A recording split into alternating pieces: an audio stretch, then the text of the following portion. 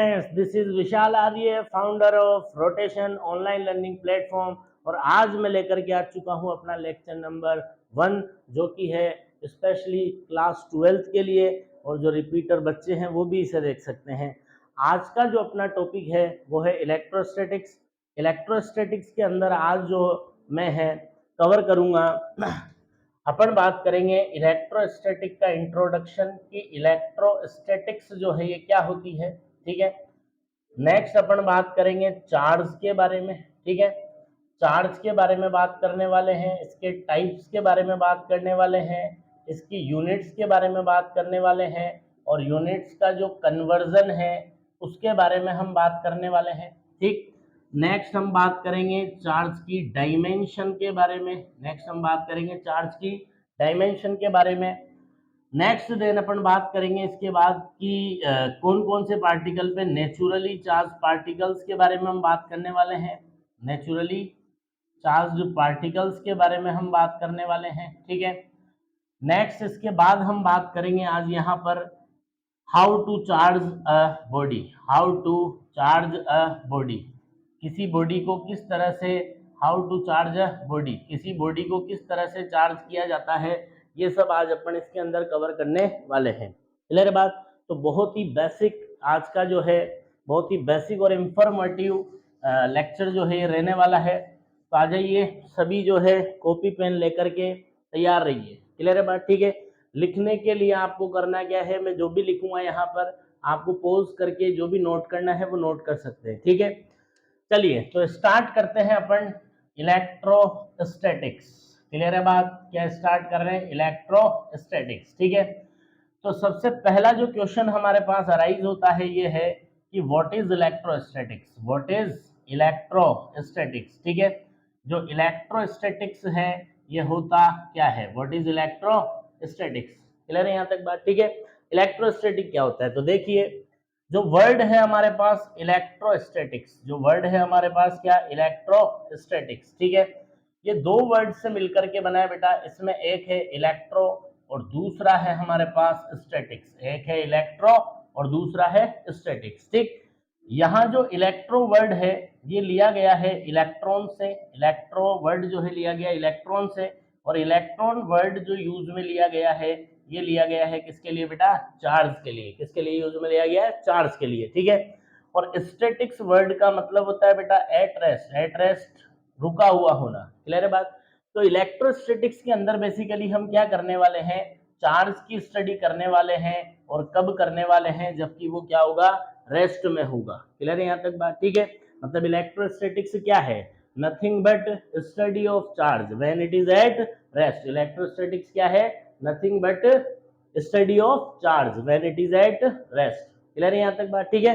तो इलेक्ट्रोस्टैटिक्स के अंदर एनसीईआरटी के अंदर अगर अपन देखें तो इलेक्ट्रोस्टैटिक्स के हमारे पास दो चैप्टर्स आते हैं, है ना। चैप्टर नंबर 1 और चैप्टर नंबर 2। क्लियर है बात? ठीक। तो ध्यान रखिए इन दोनों एनसीईआरटी के इन दोनों चैप्टर्स के अंदर हमें चार्ज की ही स्टडी करनी है, जबकि वो क्या होगा, रेस्ट में होगा, ठीक है। तो आइए शुरू करते हैं। सबसे पहली चीज, जब चार्ज की अपने को इसके अंदर स्टडी करनी है तो हम देखते हैं कि चार्ज जो है ये होता क्या है। चार्ज जो है ये होता क्या है, तो ध्यान रखिएगा बेटा, जो चार्ज है इसे रिप्रेजेंट किया जाता है स्मॉल क्यू और कैपिटल क्यू से। स्मॉल क्यू या फिर कैपिटल क्यू से चार्ज को डिनोट किया जाता है, ठीक। सुनिए, तो बात करते हैं अपन कि चार्ज होता क्या है। चार्ज होता क्या है, तो उससे पहले अपन यहाँ पे अपन बात करते हैं। जैसे मान लो अपन इंसान की अगर बात करें, ठीक है ना, तो इंसान के अंदर क्या होती है बेटा, अलग अलग टाइप की प्रॉपर्टीज होती है। अलग अलग टाइप की क्या होती है, प्रॉपर्टीज होती है। क्लियर बात? ठीक है। जैसे कुछ प्रॉपर्टीज की अगर मैं बात करूँ तो इंसान के अंदर गुस्से की प्रॉपर्टी होती है। क्लियर बात? इंसान के अंदर प्यार की प्रॉपर्टी होती है, और भी बहुत सारी प्रॉपर्टीज क्या होती है इंसान में पाई जाती है। क्लियर है बात? ठीक है। अब अलग अलग प्रॉपर्टीज के अलग अलग प्रॉपर्टीज जब इंसान के अंदर जागती है तो उसका बिहेवियर क्या होता है, अलग अलग। जैसे अगर मैं कहूँ कि ये गुस्से वाली प्रॉपर्टी अगर इंसान के अंदर जागती है तो वो क्या करता है, चिल्ला चोट मचाता है, तोड़ फोड़ करता है, किसी से लड़ाई झगड़ा करता है, क्लियर, गाली गलौज करता है। इसी तरीके से अगर प्यार वाली प्रॉपर्टी किसी इंसान के अंदर जागती है तो वो क्या करता है, प्यार से बिहेव करता है, अच्छे अच्छे वर्ड्स यूज में लेता है। अरे मेरा बाबू, अरे मेरा सोना, आजकल फेमस है ना, मेरे बाबू ने खाना खाया कि नहीं खाया, है ना। तो इस तरीके से क्या करता है, वो बिहेव करता है। अरे क्लियर है यहाँ तक बात? ठीक। अब देखो चार्ज को समझने के लिए एक एग्जांपल को हम समझते हैं, ठीक है। ये काम आपने जनरली सभी ने किया हुआ होता है कि जैसे मान लो मेरे पास एक प्लास्टिक की रोड है, जैसे तुम्हारे पास स्केल होता है ना, तो मान लो इस तरीके से मेरे पास प्लास्टिक की रोड है, ठीक है। ये अभी नॉर्मल सिचुएशन में है। कौन सी सिचुएशन में? नॉर्मल सिचुएशन में ये है, ठीक। अगर नॉर्मल सिचुएशन में मैं क्या करता हूँ, इसके पास मान लीजिए मैं पेपर के पीसेस को, छोटे छोटे पेपर के पीसेस को अगर मैं इसके पास लेकर के जाता हूँ, ठीक है ना, पेपर के पीसेस को अगर मैं इसके पास लेकर के जाऊंगा तो क्या देखने को मिलेगा, ये इसकी तरफ देखेगा, वो उसकी तरफ देखेगा, और दोनों के बीच में कुछ भी नहीं होगा। क्यों नहीं होगा? यहाँ पे न तो होगा कोई अट्रैक्शन और न ही होगा कोई रिपल्शन। न तो होगा इनके बीच में कोई अट्रैक्शन और न ही होना है इनके बीच में कोई रिपल्शन। क्लियर है बात? बट इसी प्लास्टिक रोड को, क्लियर है बात, इसी प्लास्टिक रोड को अगर मैं क्या करता हूं, मान लो किसी की ड्राई हेयर्स है, कैसे हेयर्स है जी, ड्राई हेयर, सूखे बाल, क्लियर है बात, ठीक है। ड्राई हेयर्स के साथ, काहे के साथ, ड्राई हेयर्स के साथ अगर इसी प्लास्टिक की रोड को क्या किया जाता है, रब किया जाता है, ठीक है। और रब करके अब अगर हम पेपर के पीसेस को क्या करते हैं, इस स्केल के पास लेकर के जाते हैं, ठीक है ना, तो क्या देखने को मिलता है, सभी ने ऑब्जर्व किया होगा, बताओ क्या देखने को मिलता है, ये पेपर के पीस इससे अट्रैक्ट होकर के इससे कुछ कुछ पीस इससे चिपक जाते हैं। मतलब अब यहाँ पे इन दोनों के बीच में क्या काम करने लगता है, अट्रैक्शन जो है ये काम करने लगता है। समझ में आती है बात, ठीक है। तो बात आती है जी ऐसा क्या हुआ, नॉर्मल सिचुएशन में तो ऐसा कुछ नहीं हुआ, रब करने के बाद ऐसा क्या हो गया, रब करने के बाद ऐसा क्या हो गया, देखो ये रब करना एक तरीके की छेड़खानी है, क्लियर है बात, ठीक है। तो हम कहेंगे रब करने के बाद ऐसा क्या हो गया कि ये पेपर पीसेस को क्या करने लगा, है ना, छेड़खानी करने के बाद ऐसा क्या हो गया कि ये पेपर पीसेस को क्या करने लगा, अट्रैक्ट करने लगा। आइए देखते हैं क्या हुआ। तो देखिए बच्चों हुआ क्या, जैसे ही इस प्लास्टिक की रोड को, है ना, ड्राई हेयर्स के साथ रब किया गया, इसके अंदर क्या हो गई, एक प्रॉपर्टी जाग गई, जिसके बारे में मान लीजिए अभी हमें पता नहीं है, एक प्रॉपर्टी क्या हो गई इसके अंदर जाग गई, ठीक है ना। अरे बोलो, जैसे इंसान में गुस्से की प्रॉपर्टी जाग जाती है ना, अगर ज्यादा कोई छेड़खानी कर दे तो, है ना, तो वही छेड़खानी यहाँ पे अपन ने गई तो क्या हुआ, इसके अंदर भी एक कोई प्रॉपर्टी जो है वो जाग गई। जैसे ही वो प्रॉपर्टी इसके अंदर जागी, इसने क्या किया भाई साहब कि एक इनविजिबल जाल, कौन सा, इनविजिबल जाल, ठीक है ना, इसके ऊपर फेंका, है ना, पेपर पीसेस के ऊपर क्या किया, एक इनविजिबल जाल जो है वो फेंका, और इस इनविजिबल जाल में इन पेपर पीसेस को फंसा करके अपनी तरफ क्या कर लिया, अट्रैक्ट कर लिया। समझ में आती बात। बाद में बड़े बुजुर्गों ने मतलब साइंटिस्टों ने इस इनविजिबल जाल को नाम दिया बेटा इलेक्ट्रिक फील्ड। क्या नाम दिया, इलेक्ट्रिक फील्ड, ठीक है। और ये जो एक प्रॉपर्टी इसके अंदर जागी, जिसकी वजह से इसने क्या किया, इलेक्ट्रिक फील्ड प्रोड्यूस किया। आगे से मैं इस इलेक्ट्रिक फील्ड के लिए वर्ड यूज में लूंगा माहौल, ठीक है। अरे क्लियर है क्या बात, ठीक है। तो इस प्रॉपर्टी की वजह से इसने क्या बनाया, माहौल बनाया। माहौल बनाना मतलब इलेक्ट्रिक फील्ड प्रोड्यूस किया, ठीक है ना।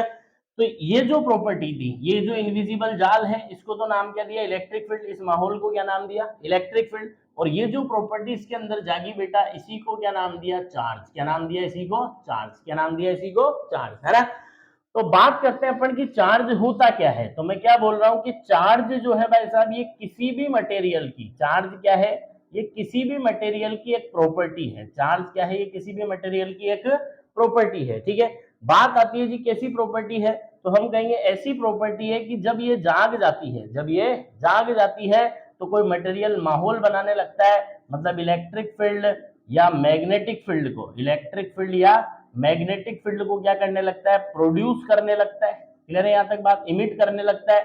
अच्छा, न केवल इमिट करने लगता है बल्कि ये फील भी करने लगता है। क्या भी करने लगता है, फील भी करने लगता है। समझ में आती है बात, ठीक है। तो क्या है इलेक्ट्रिक चार्ज, कुछ नहीं, एक मटेरियल की प्रॉपर्टी है। ये प्रॉपर्टी जब मटेरियल में जाग जाएगी तो मटेरियल क्या बनाने लगेगा, माहौल बनाने लगेगा। न केवल माहौल बनाने लगेगा बल्कि अगर किसी और ने बनाया हुआ होगा तो उस माहौल को एक्सपीरियंस भी करने लगेगा, फील भी करने लगेगा। समझ में आती है बात यहाँ तक, ठीक है। तो ध्यान रखिएगा, चार्ज क्या है, कुछ नहीं, मटेरियल की क्या है, एक प्रॉपर्टी है। मटेरियल की क्या है, एक प्रॉपर्टी है। बात आती है जी कैसी प्रॉपर्टी है, तो ऐसी प्रॉपर्टी है जब ये जागेगी तो मटेरियल माहौल बनाने लगेगा, इलेक्ट्रिक फील्ड या मैग्नेटिक फील्ड क्या करने लगेगा, प्रोड्यूस करने लगेगा और फील भी करने लगेगा। समझ में आती है यहाँ तक बात, ठीक। चलिए अब हम बात करते हैं टाइप्स ऑफ चार्ज के बारे में। क्या के बारे में, टाइप्स ऑफ चार्ज के बारे में, ठीक है। कि चार्ज जो है जी वो कितने टाइप का होता है, चार्ज जो है वो कितने टाइप का होता है, ठीक है। तो एक साइंटिस्ट की मैं यहाँ पे बात करना चाहूंगा, जब चार्ज के टाइप की बात आती है तो इन्होंने अपना बहुत सारा कंट्रीब्यूशन इस चीज में दिया है। साइंटिस्ट का नाम है बेंजामिन फ्रैंकलिन, क्लियर है बात, ठीक है। तो साइंटिस्ट बेंजामिन फ्रैंकलिन जो है इन्होंने काफी सारे एक्सपेरिमेंट्स चार्ज के ऊपर किए, ठीक है। चार्ज के एक्सपेरिमेंट से लेकर के इनके काफी जो है रोचक अच्छे किस्से भी हैं, कभी वक्त रहा तो मैं एक वीडियो सेपरेट उसके लिए बना करके डालूंगा, क्लियर है बात यहाँ तक, ठीक है। तो हुआ क्या, साइंटिस्ट बेंजामिन फ्रैंकलिन ने क्या किया बेटा, एक्सपेरिमेंट्स किए। साइंटिस्ट बेंजामिन फ्रैंकलिन ने क्या किया, एक्सपेरिमेंट्स किए, और एक्सपेरिमेंट्स के बेसिस पे जो भी ऑब्जर्व उन्होंने किया उसके बेसिस पे इन्होंने कंक्लूजन निकाला सन 1750 में। कब निकाला, 1750 में, क्लियर है बात। ये कंक्लूजन निकाला कि नेचर में दो टाइप के चार्ज एग्जिस्ट करते हैं। नेचर में कितने टाइप के, दो टाइप के जो चार्ज है वो एग्जिस्ट करते हैं। नेचर में दो टाइप के चार्ज एग्जिस्ट करते हैं, समझ में आती है बात, ठीक है। लोगों को इन्होंने बताया कि जो है चार्ज नाम की एक प्रॉपर्टी होती है जिसकी वजह से मटेरियल इलेक्ट्रिक या मैग्नेटिक इफेक्ट जो है शो करता है। लोगों को इन्होंने बताया कि नेचर के अंदर दो टाइप के चार्ज जो है वो होते हैं, दो टाइप के चार्ज होते हैं।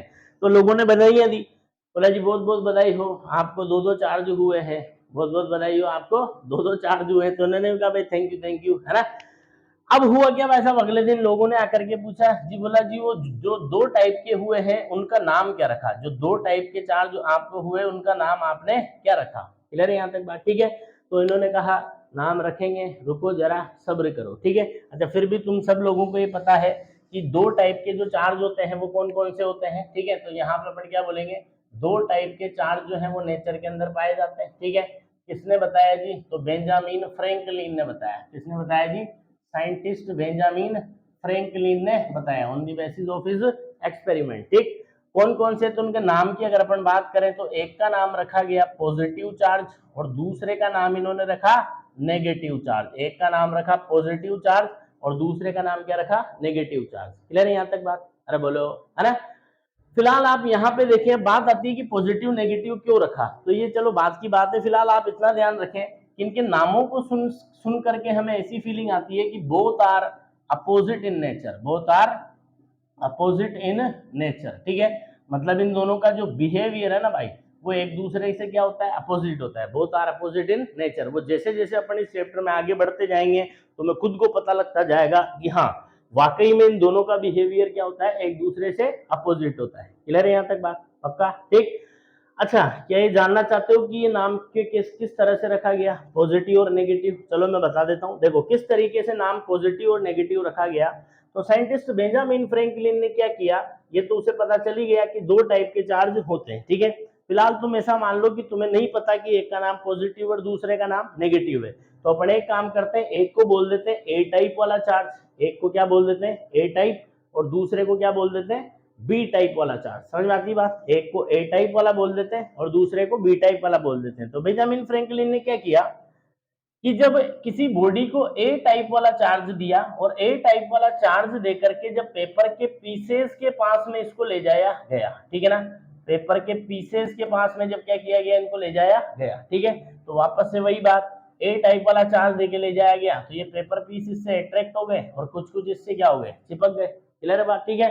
मतलब ए टाइप वाला चार्ज जब इस बॉडी ने गेन किया, ए टाइप वाला चार्ज जब इस बॉडी ने गेन किया तो अपने चारों तरफ क्या किया, माहौल बनाया, यू नो माहौल, इलेक्ट्रिक फील्ड, है ना, माहौल क्या किया, बनाया। इसी तरीके से इस बॉडी को जब बेंजामिन फ्रैंकलिन ने क्या किया भाई साहब, बी टाइप वाला चार्ज दिया। कौन सा टाइप वाला चार्ज दिया, बी टाइप वाला, है ना। बी टाइप वाला चार्ज देकर के इस बॉडी को कहां लेकर के गए, वापस अगेन वही पेपर पीसेस के पास जब इसको लेकर के गए, ठीक है ना। तो क्या देखने को मिला कि फिर से ये पेपर पीसेस क्या हो गई जी, इससे अट्रैक्ट हो गए, क्या हो गए, इससे अट्रैक्ट हो गए, ठीक है। देन बेंजामिन फ्रैंकलिन ने क्या किया, इस बॉडी को एक साथ दोनों टाइप वाले चार्ज दिए, ए टाइप वाला भी दे दिया और बी टाइप वाला भी दे दिया। दोनों टाइप वाले चार्ज क्या कर दिए, इसको एक साथ दे दिए और पेपर के पीसेस के पास में क्या किया गया, फिर से इसको ले जाया गया, क्लियर है बात, ठीक है। तो आज पेपर के पीसेस में बहुत ही खुशी की लहर थी, क्यों, क्योंकि पेपर के पीसेस क्या थे, देखते थे कि जब साला इनके भाई एक एक टाइप वाला चार्ज होता था तो ये इतना कुछ करते थे, आज तो दोनों टाइप वाला चार्ज है, पता नहीं क्या ही करेंगे, क्लियर बात, ठीक है। पर यहाँ देखा गया कि इंतजार की इंतहा हो गई, न तो यहाँ पे कोई अट्रैक्शन इनके बीच में हुआ और न ही इनके बीच में कोई रिपल्शन हुआ। इसका मतलब क्या है कि आज ये बॉडी दोनों टाइप का चार्ज पा करके क्या कर रही है, कोई माहौल नहीं बना पा रही है, नो माहौल, किसी तरीके का कोई माहौल जो है वो बना नहीं। समझ में आती है यहाँ तक बात? ठीक है, इसका मतलब क्या हुआ कि बॉडी के पास जब दोनों टाइप वाले चार्ज आते हैं तो कोई माहौल नहीं बनाती। बॉडी के पास जब दोनों टाइप वाले चार्ज आते हैं तो वो एक सिंगल टाइप वाला चार्ज आएगा तो माहौल बनाएगी, पर दोनों टाइप वाले चार्ज आते हैं तो बॉडी माहौल नहीं बनाती। इसका क्या मतलब हुआ? इसका मतलब ये हुआ कि ये दोनों एक दूसरे के माहौल को क्या कर देते हैं, कैंसिल। अरे बोलो, दोनों एक दूसरे के माहौल को क्या कर देते हैं, कैंसिल। मतलब ये दोनों प्रॉपर्टीज जब एक साथ मिली तो इन्होंने एक दूसरे को क्या कर दिया, खत्म कर दिया। बॉडी माहौल ही नहीं बना पाई, बॉडी क्या नहीं कर पाई, माहौल ही नहीं बना पाई। अरे क्लियर है बात? ठीक है, अब ऐसा तो कब हो सकता है, जैसे मैं कहूं कि +2 में ऐसा क्या ऐड किया जाए कि इफेक्ट कैंसिल हो जाए, तो हम कहेंगे -2 ऐड करो। अरे बोलो, है ना? तो दोनों ने मिलके क्या कर दिया, दोनों ने मिलके माहौल ही खत्म कर दिया। इसका मतलब अगर एक को पॉजिटिव कहे तो दूसरे को नेगेटिव कहने में कोई दोहराई नहीं है। इस बेसिस पे साइंटिस्ट बेंजामिन फ्रैंकलिन ने कहा कि एक को नाम दिया पॉजिटिव और दूसरे को नाम दिया नेगेटिव। क्यों? क्योंकि अगर इन दोनों को एक साथ एक जगह पे बिठा दिया जाता है तो ये क्या करते हैं, माहौल नहीं बनने देते। समझ में आती है यहाँ तक बात? इस बेसिस पे नाम दिया गया, एक को पॉजिटिव और दूसरे को नेगेटिव। चलिए फिलहाल बात इतनी ही। क्या बोल रहे हैं अपन, टाइप्स ऑफ चार्ज कितने, 2 टाइप के चार्ज नेचर के अंदर एग्जिस्ट करते हैं। साइंटिस्ट बेंजामिन फ्रैंकलिन ने मैं बताया, एक का नाम रखा जी इन्होंने क्या, पॉजिटिव चार्ज, और दूसरे का नाम रखा नेगेटिव चार्ज। फिलहाल नामों को सुनने से हमें इतनी फीलिंग आती है क्या कि ये दोनों जो चार्जेस हैं ये नेचर में एक दूसरे से अपोजिट होते हैं, इनका जो बिहेवियर है वो एक दूसरे से अपोजिट होता है। क्लियर है बात? ठीक, चलिए आइए अब आगे हम बात करते हैं चार्ज की यूनिट्स के बारे में। यहां हम बात करने जा रहे हैं, ठीक है ना? तो नेक्स्ट जो ले रहे हैं अपन वो क्या है, यूनिट्स ऑफ चार्ज, ठीक है ना? चार्ज जो है इसकी यूनिट्स के बारे में अपन बातचीत करते हैं, ठीक।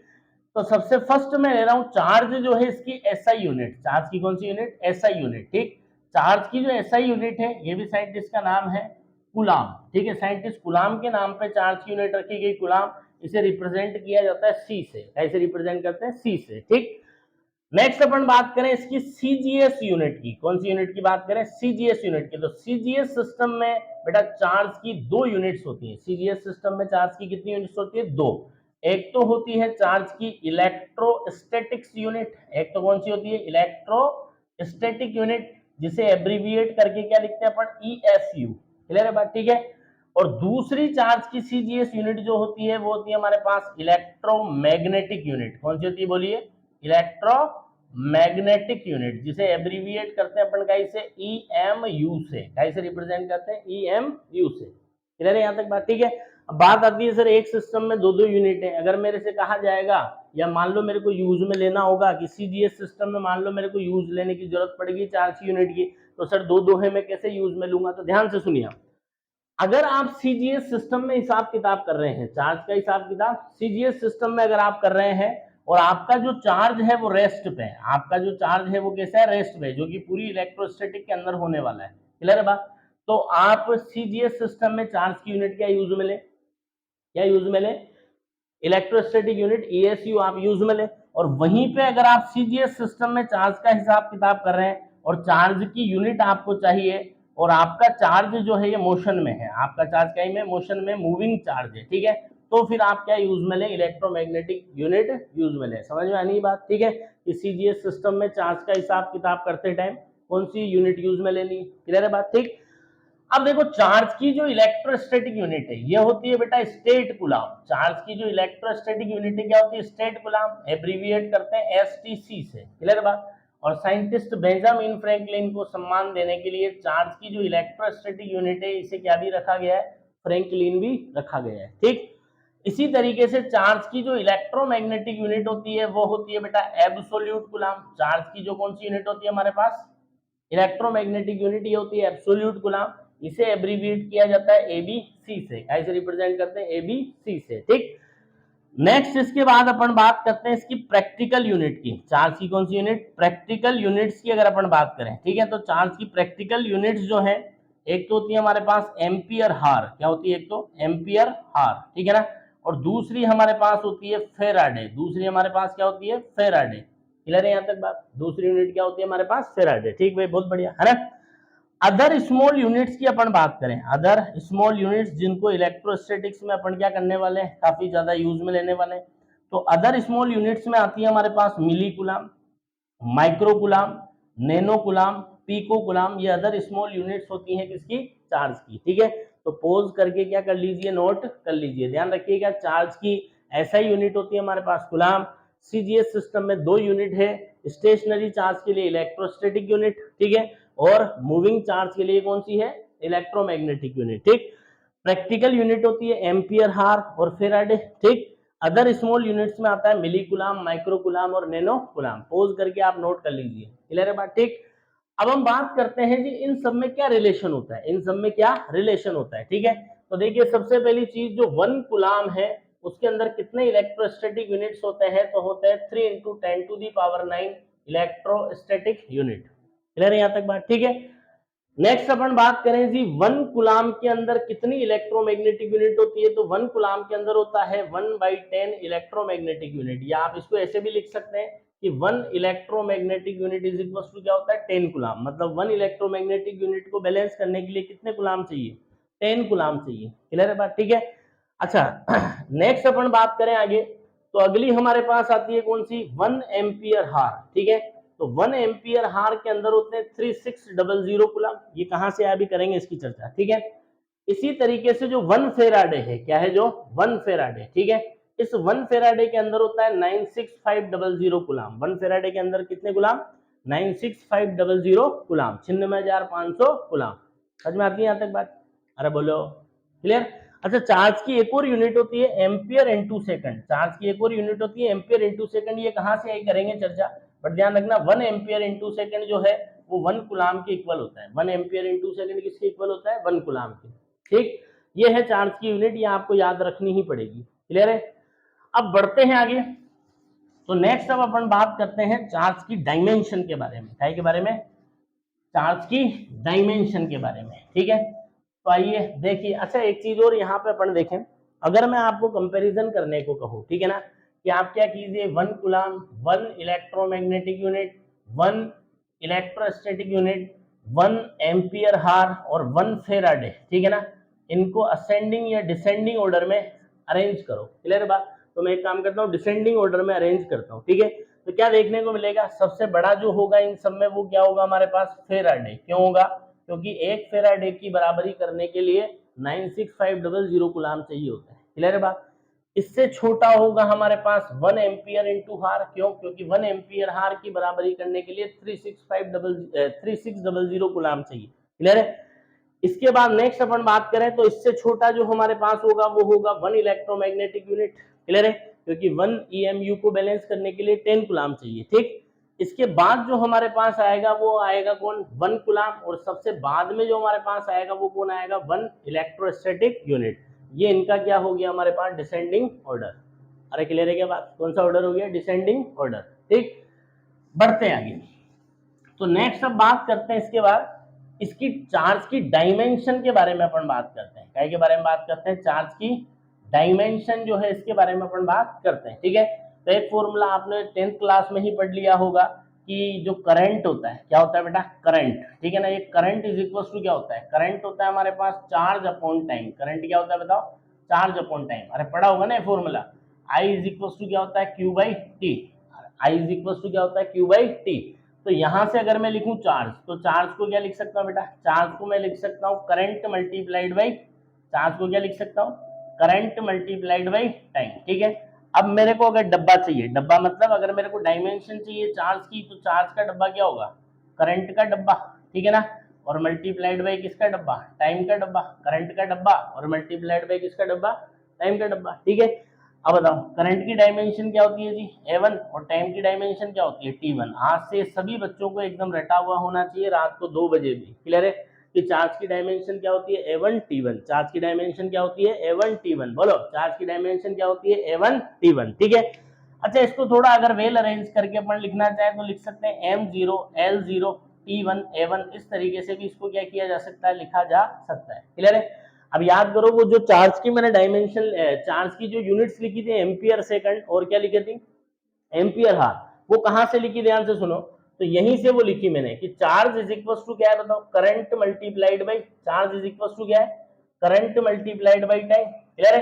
तो अगर मैं करंट के लिए एम्पियर यूज में लेता हूं और टाइम के लिए सेकंड यूज में लेता हूं, तो जो चार्ज की यूनिट है वो क्या निकल के आती है, ampere into second, ampere into second. अच्छा, 1 एम्पियर इंटू सेकंड, और इसी को क्या बोला था अपन ने, 1 कूलम।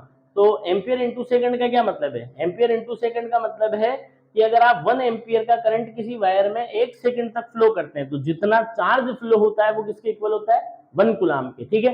अच्छा, वो एम्पियर हार कहां से आया, तो देखो अगर मैं करंट के लिए यूज में लेता हूं एम्पियर, ठीक है जी, और चार्ज के लिए यूज में लेता हूं हार, तो क्या यूनिट बन गई, टाइम के लिए यूज में लेता हूं हार, तो क्या क्या यूनिट बन गई चार्ज की, एम्पियर इंटू हार।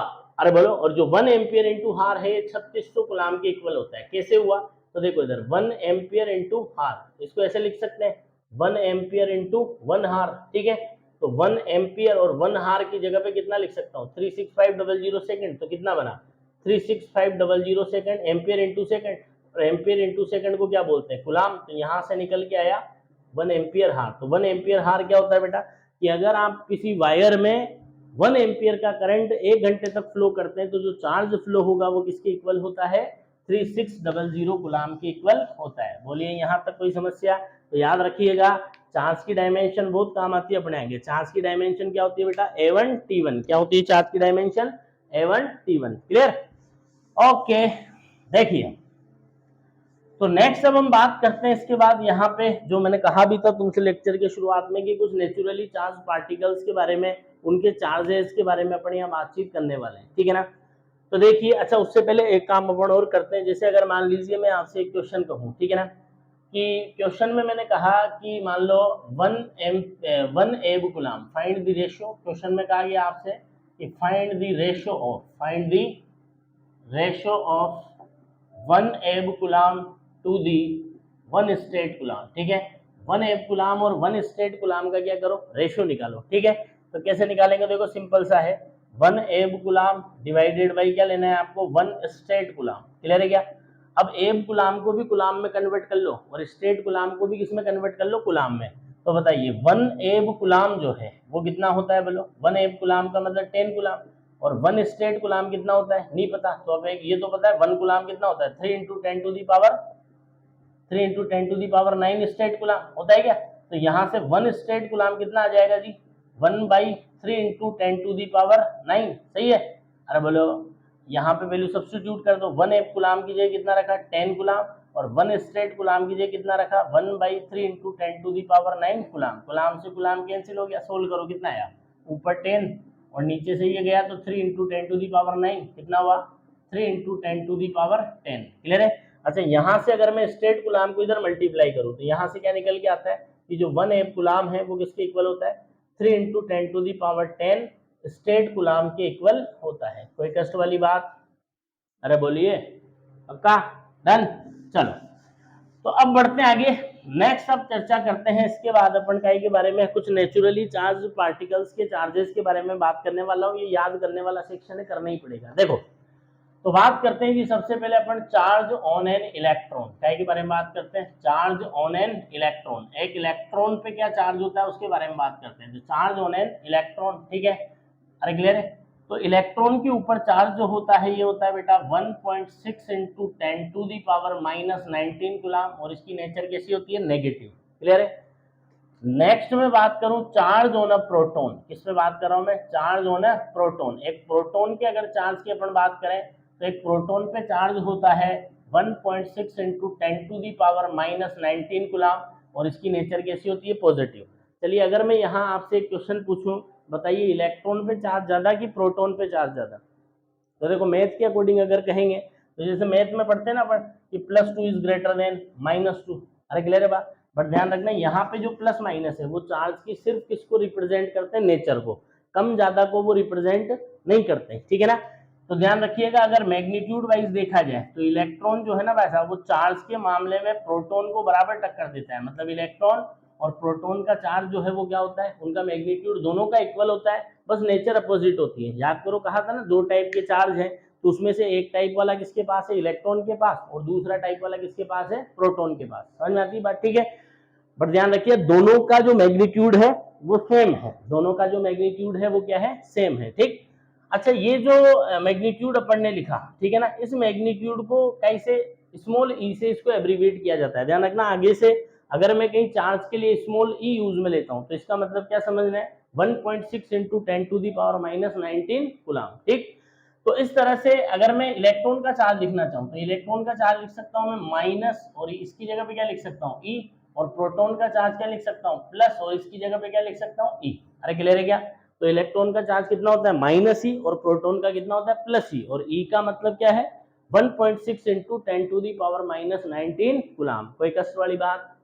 अरे बोल दो पक्का। ठीक, चलिए नेक्स्ट अपन बात करते हैं इसी तरीके से काई के बारे में, चार्ज ऑन अ न्यूट्रॉन। एक न्यूट्रॉन के चार्ज की बात करते हैं, चार्ज ऑन अ न्यूट्रॉन, ठीक है ना। एक न्यूट्रॉन के चार्ज के बारे में अपन बात करते हैं। तो चार्ज ऑन अ न्यूट्रॉन, एक न्यूट्रॉन का जो चार्ज है वो जीरो होता है, मतलब जो न्यूट्रॉन होता है बेटा वो न्यूट्रल होता है। क्लियर है बात? ध्यान रखना जिसके पास चार्ज होगा वो माहौल बना सकता है, यू नो माहौल, इलेक्ट्रिक फील्ड, मैग्नेटिक फील्ड, ठीक है ना, एक्सपीरियंस भी कर सकता है, प्रोड्यूस भी कर सकता है। ठीक है, न्यूट्रॉन का चार्ज जीरो है, इसका क्या मतलब है, न्यूट्रॉन जो है माहौल नहीं बना सकता। माहौल नहीं बना सकता मतलब न तो वो इलेक्ट्रिक फील्ड मैग्नेटिक फील्ड को प्रोड्यूस कर सकता और नहीं एक्सपीरियंस कर सकता। समझ में आती बात? तो न्यूट्रॉन को अगर आपने इलेक्ट्रिक फील्ड या मैग्नेटिक फील्ड में रख दिया ना वैसा, तो इसके साथ कुछ भी होने वाला नहीं है, इसके साथ कुछ भी होने वाला नहीं है, क्योंकि इसके पास वो काबिलियत नहीं है। कौन सी काबिलियत? चार्ज वाली। क्लियर है बात? नेक्स्ट देखो, इसके बाद हम बात करते हैं इनके मासेस के बारे में, ठीक है ना। तो अपन बात करें रेस्ट मास, वर्ड ध्यान दीजिए, रेस्ट वर्ड यूज में ले रहा हूं, ठीक है ना। Rest mass of an electron, rest mass of an electron, एक इलेक्ट्रॉन के रेस्ट मास की अगर अपन बात करें तो ये होता है जी 9.1 into 10⁻31 kilogram, which is very small, very नहीं वेरी वेरी स्मॉल। क्लियर बात? बहुत ही कम मास है भाई साहब, ठीक है। इसी तरीके से नेक्स्ट अपन बात करें रेस्ट मास ऑफ प्रोटॉन, एक प्रोटॉन के रेस्ट मास की बात करें, ठीक है। तो एक प्रोटॉन का जो रेस्ट मास है ये होता है हमारे पास 1.672 इंटू 10⁻27 किलोग्राम। ध्यान रखना रेस्ट मतलब ये इनके तब के मासेज हैं जब ये रेस्ट में है, अगर ये चलने फिरने लगेंगे तो मास चेंज हो जाएगा, स्पेशल थ्योरी ऑफ रिलेटिविटी के बेसिस पे, ठीक है। आगे करेंगे उसकी चर्चा। नेक्स्ट देखो, इसी तरीके से अपन बात करें rest mass of a neutron, rest mass of a neutron, ठीक है। एक न्यूट्रॉन के अगर मैं रेस्ट मास की बात करूं तो एक न्यूट्रॉन का रेस्ट मास होता है बेटा कितना 1.675, प्रोटॉन से थोड़ा सा ज्यादा होता है, ठीक है। 1.675 इंटू 10⁻27 किलोग्राम। क्लियर है यहाँ तक बात? ठीक है, तो ध्यान से देखो अगर अपन मास की बात करें, ठीक है ना, तो जो प्रोटॉन का मास है ना भाई साहब वो इलेक्ट्रॉन से क्या बहुत ज्यादा, मतलब कंपैरिजन करें तो जो प्रोटॉन का मास है वो इलेक्ट्रॉन के मास से 1837 गुना ज्यादा होता है। मतलब मास के मामले में इलेक्ट्रॉन जो है ना वो क्या है वैसा प्रोटॉन के सामने कहीं टिकता नहीं है, बट चार्ज के मामले में बराबर की टक्कर देता है वैसा, चार्ज के मामले में क्या होता है बराबर की टक्कर देता है, ठीक है। अच्छा वहीं पे अगर अपन बात करें तो जो न्यूट्रॉन का मास है वो प्रोटॉन से क्या होता है थोड़ा सा ज्यादा होता है, ठीक है। बट ये इतना मतलब ज्यादा नहीं है कि अगर अपन अप्रोक्सीमेशन लगाएं, क्या लगाएं अपन अप्रोक्सीमेशन, तो न्यूट्रॉन का जो मास है वो प्रोटॉन के मास के क्या ले लिया जाता है अप्रोक्सीमेटली इक्वल ले लिया जाता है। ये थोड़ी सी इंफॉर्मेशन है जो आपको क्या करनी है ध्यान रखनी है। समझ में आती बात? ठीक है, इलेक्ट्रॉन का चार्ज कितना होता है इतना माइनस ई मतलब 1.6 इंटू 10⁻⁻19 गुलाम। मुद्दे की बात यह है कि दोनों के चार्ज मैग्नीट्यूड में इक्वल है बट इनकी नेचर क्या है अपोजिट है, नेचर क्या है अपोजिट है। बोलो कोई कष्ट है यहाँ तक? पक्का? ठीक, चलिए तो यूनिट कन्वर्जन के ऊपर एक छोटा सा क्वेश्चन यहां से अपन उठाते हैं, ठीक है बेटा। तो छोटा सा जो क्वेश्चन अपन ले रहे हैं वो क्या है, क्वेश्चन कुछ इस तरीके से है कि find the charge of an electron, find the charge of an electron in ESU, electrostatic unit में क्या करो इलेक्ट्रॉन का जो है वो चार्ज बताओ, ठीक है ना। तो हमें पता है इलेक्ट्रॉन का चार्ज कितना होता है, सिर्फ मैग्नीट्यूड ले रहा हूँ 1.6 इंटू 10⁻⁻19 गुना। हमें इसे कहीं में कन्वर्ट करने इलेक्ट्रोस्टैटिक यूनिट में, तो कैसे करेंगे इसको, ऐसे लिख सकता हूँ 1.6 इंटू 10⁻⁻19 इंटू 1 गुलाम, ठीक है। और बताइए 1 गुलाम की जगह पे क्या लिख सकता हूँ 3 इंटू 10⁻9 इलेक्ट्रोस्टैटिक यूनिट। चलिए रख दीजिए, तो बोलो कितना आएगा 1.6 इंटू 10⁻19 और 1 गुलाम की जगह 3 इंटू 10⁹ इलेक्ट्रोस्टैटिक यूनिट। सोल्व करेंगे तो कितना आएगा 1.6 इंटू 3 कितना हुआ 4.8 और -19 + 9 कितना हुआ -10 इलेक्ट्रोस्टैटिक यूनिट या स्टेट कूलम। क्लियर है बात? चाहे तो नोट कर सकते हैं। आज का जो लेक्चर है उसमें इतने ज्यादा क्वेश्चंस नहीं होने वाले हैं। आज के लेक्चर में थोड़ी सी थ्योरी हमारे पास क्या रहेगी, ज्यादा रहेगी। समझ में आती है यहाँ तक? अरे कोई परेशानी है क्या? पक्का बढ़ जाऊँ आगे? चलो बहुत बढ़िया था। तो अपन ने क्या बात कर ली। अच्छा एक मैं बात यहाँ पे आपको और बताना चाहूंगा कि जो 1 फेराडे जो चार्ज है ना भाई, क्या है जो, ये भी थोड़ा इन्फॉर्मेशन के लिए ही है। 1 फेराडे जो चार्ज होता है, ठीक है ना, ये किसके इक्वल होता है? ये इक्वल होता है 1 मोल इलेक्ट्रॉन्स। 1 मोल इलेक्ट्रॉन, 1 मोल इलेक्ट्रॉन्स का जो टोटल चार्ज होता है वो 1 फेराडे के इक्वल होता है। ठीक है, मतलब 1 फेराडे चार्ज किसके इक्वल होता है? 1 Faraday charge is equal to total charge of 1 mole electrons. Total charge of 1 mole electrons. ठीक है। अच्छा ये तुम्हें पता होगा किसी के 1 मोल में नंबर ऑफ पार्टिकल्स कितने होते हैं? एवोगैड्रो नंबर के इक्वल। ठीक है ना, मतलब कितने इलेक्ट्रॉन्स हो गए? Na electrons. Na मतलब 6.023 इंटू 10⁻23। इतने सारे इलेक्ट्रॉन्स का चार्ज जब आप मिलाओगे तब जाकर के क्या तैयार होगा? 1 फेराडे चार्ज जो है वो तैयार होगा। तो इसलिए फेराडे जो है ना चार्ज की बड़ी यूनिट होती है। ठीक है ना। अच्छा फेराडे चार्ज की यूनिट आई कहां से? तो देखो ये यूज में लिया जाता है इलेक्ट्रोकेमिस्ट्री के अंदर। फेराडे जो चार्ज की यूनिट है ये इलेक्ट्रोकेमिस्ट्री के अंदर यूज में लेते हैं। ठीक है, जहां पे पढ़ा जाता है electric effect of current, sorry chemical effect of current. क्या पढ़ा जाता है? केमिकल इफेक्ट ऑफ करंट पढ़ा जाता है। क्लियर है बात? तो केमिकल इफेक्ट ऑफ करंट के अंदर इसको यूज में लेते हैं। वो सुना होगा ना तुमने केमिस्ट्री के अंदर कि क्या करते हैं भाई साहब, एक इलेक्ट्रोलाइट का सोल्यूशन ले लेते हैं। क्या ले लेते हैं? Electrolyte solution. ठीक है ना, और इलेक्ट्रोलाइट सोल्यूशन लेकर के इसमें 2 रोड डाल देते हैं, इलेक्ट्रोड बोलते हैं उनको। ठीक है ना, 2 रोड इस तरीके से अपन डाल देंगे, है ना। फिर यहाँ पे क्या होता है भाई साहब, पॉजिटिव और नेगेटिव जो है आयंस वो दौड़ते हैं। क्लियर है बात? ठीक है, तो तुमने देखा होगा कि एक जो इलेक्ट्रोड है वो तो मोटा होता जाता है और एक इलेक्ट्रोड जो है वो पतला होता जाता है, क्योंकि एक से दूसरे की तरफ मटेरियल शिफ्ट होता है। ठीक है, तो आई थिंक जो इसमें कहते हैं मेरे हिसाब से कि एक इलेक्ट्रोड से दूसरे इलेक्ट्रोड को 1 ग्राम मटेरियल शिफ्ट करने के लिए, 1 ग्राम मटेरियल शिफ्ट करने के लिए जितना चार्ज यहाँ ट्रांसफर करना पड़ता है उसी को 1 फेराडे कहते हैं। ठीक है, ये इलेक्ट्रोकेमिस्ट्री पढ़ोगे आप, फेराडे लो वहां पे ही काम आएगा। क्लियर है यहाँ तक बात? अरे बोलो ठीक भाई, बहुत बढ़िया। चलिए तो अपन ने क्या क्या देख लिया? चार्ज जो है इसकी अपन ने इलेक्ट्रोस्टैटिक्स देख ली। इलेक्ट्रोस्टैटिक्स क्या है?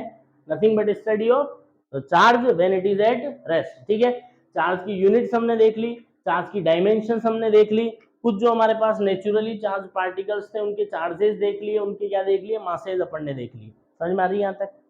कोई दिक्कत?